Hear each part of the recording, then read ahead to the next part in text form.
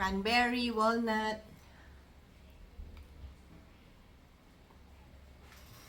Alam kong takam na kayo, kaya wag na natin itong pagtagalin at gumawa na tayo ng carrot cake. Hello everyone! Grabe nakita ko, sobrang mura ng carrots ngayon. So wag nating palampasin, gumawa tayo ng carrot cake. Super easy to find ingredients. Syempre, bida natin ang ating magic whisk and chiffonade dahil ito ang mga ingredients na magpapasarap ng bongga ng inyong carrot cake. Para sa carrot cake, kailangan mo ng 1 teaspoon salt, 1 teaspoon baking powder, 2 teaspoons of cinnamon, and 1 teaspoon baking soda. 2.5 cups of all-purpose flour, 4 eggs, a cup of brown sugar, a cup of white sugar, at syempre, 3 cups of grated carrots. Carrot cake nga eh. 1 cup of walnuts, optional raisins, cranberry, 2 teaspoons Emulco vanilla, half a teaspoon of nutmeg, chiffonade 1 cup, and half a cup of melted butter. At syempre, kung follower kita, alam mo na napakadali lang ng recipe na to dahil hindi ako mahilig sa komplikadong recipes.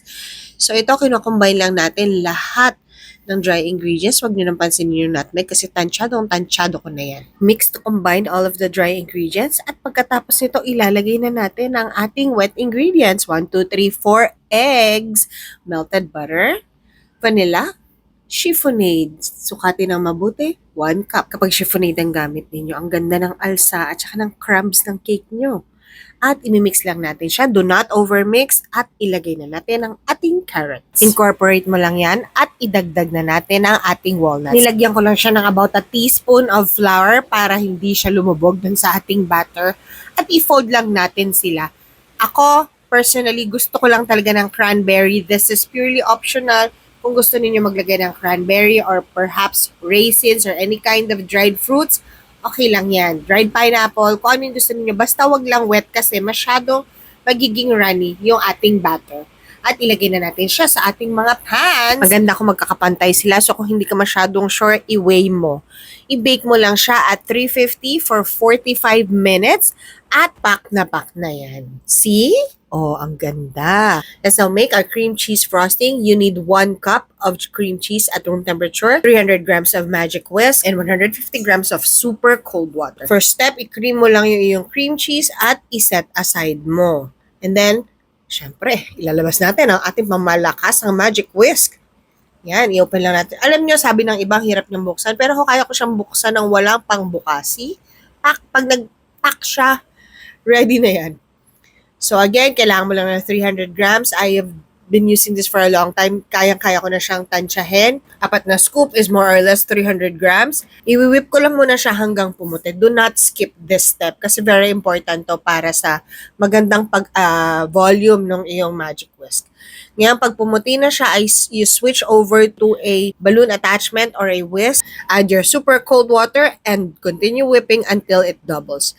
Then it's time for you to add your whipped or creamed cream cheese. Isama mo lang yan. Continue whipping hanggang makita mo na smooth na siya. Diba? Ang dali lang. Walang eme-eme at hindi masyadong matamis. Tingnan ninyo kung gaano ito ka-smooth. Look, oh, wait. Swipe, swipe, swipe. See? Stable, smooth, and delicious. Wag na nating patagalin, i-assemble na natin yan. Tingnan niyo kung gaano kaganda ang ating carrot cake. Siyempre, i-slice natin siya para makita niyo yung gitna. Hindi, para malagyan natin ng filling. So, kung ano yung gagamitin natin pang frost, yun din ang gagamitin natin pang filling. Lagyan na natin ang second layer at lagyan natin ng more filling. Wag naman din masyadong madami kasi pwedeng mag-slide yung cake ninyo. Also, it can overpower the taste of your carrot cake. So, saktong filling lang. About less than a centimeter thick. Yan, mga half a centimeter lang. Yung lumasa lang ba yung filling? Tapos, i-cover nyo lang ng buo yung cake ninyo. Ako lang naman ha. Gusto ko yung parang semi-naked. Yung para hindi masyadong ma-overpower ng frosting yung inyong carrot cake. At nilabas na natin ang ating pangmalakas, ang gold piping tip. Feeling ko talaga gumagaling ako mag-pipe dito sa piping tip na to. Siyempre, char lang. As always, ang pag-decorate na ito ay suggested lang. You can choose your own.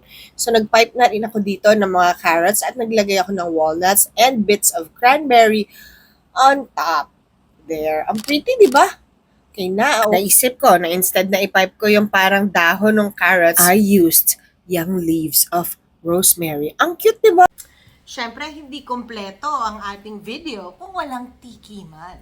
Eto na, tikman na natin. Siyempre, malaki agad, di ba? Look at that. Cranberry, walnut. Isa sa pinaka hindi ko talaga bet sa mga carrot cakes na natitikman ko is sobrang tamis ng cream cheese frosting. Pero ito, eksakto lang. Sakto yung tamis, lasang-lasa mo yung cream cheese, and masarap talaga siya. Masarap. Konti pa. Konti na lang kasi alam ninyo, sa totoo lang, bawal sa akin. Ang cake.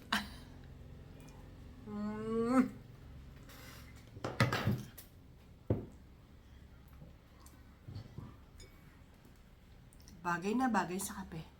And this is our final cake. Gusto mo bang matutong gumawa ng mas marami pang cake na para sa business mo? Enroll ka na dito.